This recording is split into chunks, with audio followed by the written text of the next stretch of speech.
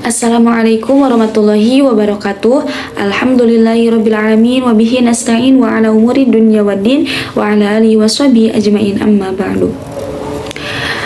Pada kesempatan kali ini, saya beserta teman-teman saya akan mempresentasikan makalah kami mata kuliah Akhlak Tasawuf dengan judul Menyusun Proyek Integratif Akhlak Tasawuf yang beranggotakan Jawabis Rifadilah, Tira Fitria, Khairunisa, dan Rabia. Pendidikan tidak hanya bertujuan membuat peserta didik cerdas, tetapi juga membentuk akhlak dan karakter yang baik.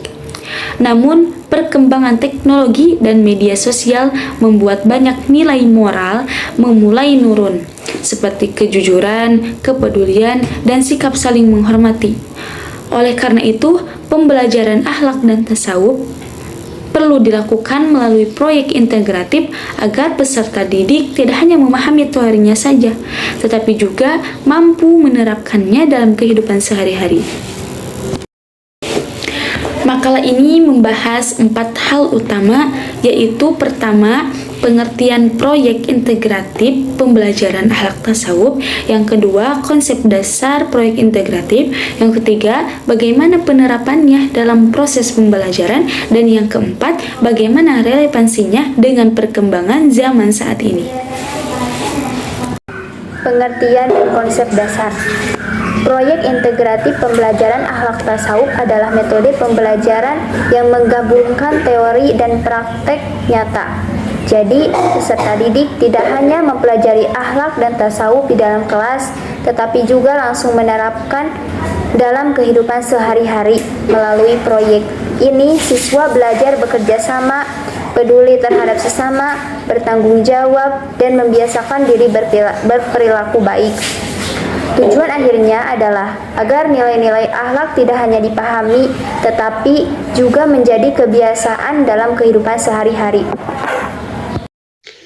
Untuk selanjutnya yaitu landasan teori atau dasar hukum. Yang pertama, di dalam Quran surat Al-Ahzab ayat 21 menjelaskan bahwa Rasulullah SAW adalah teladan terbaik dan dalam akhlak mulia. Artinya, kita harus mencontohkan perilaku beliau. Yang kedua, yaitu terdapat di hadis Nabi yang berbunyi, sesungguhnya aku diutus untuk menyempurnakan akhlak yang mulia.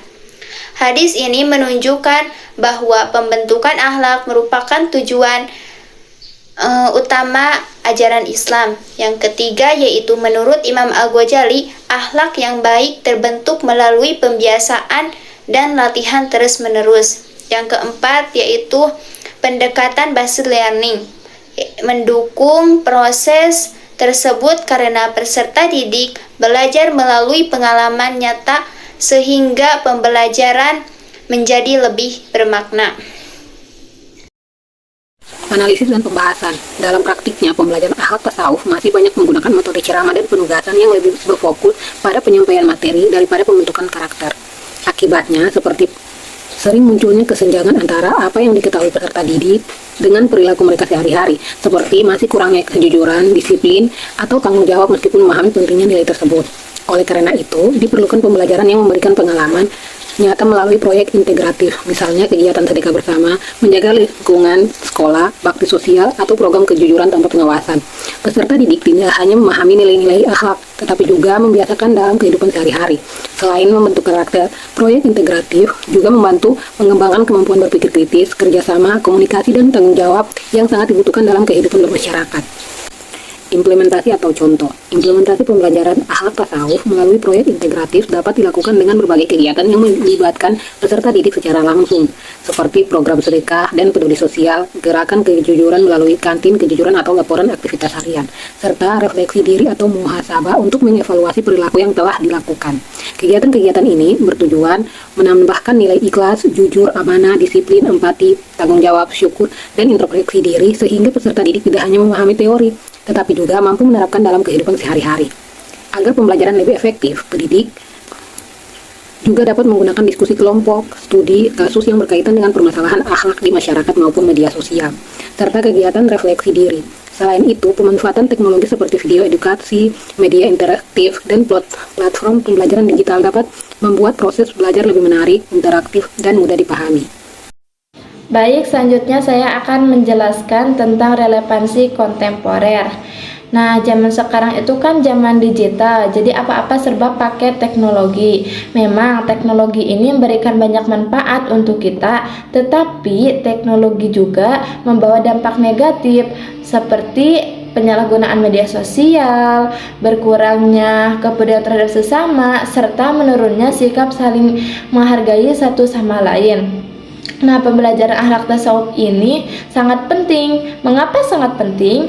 Karena akhlak tasawuf mengajarkan nilai-nilai kejujuran, keikhlasan, rasa syukur, serta tanggung jawab agar peserta didik bisa menghadapi perkembangan zaman dengan bijak.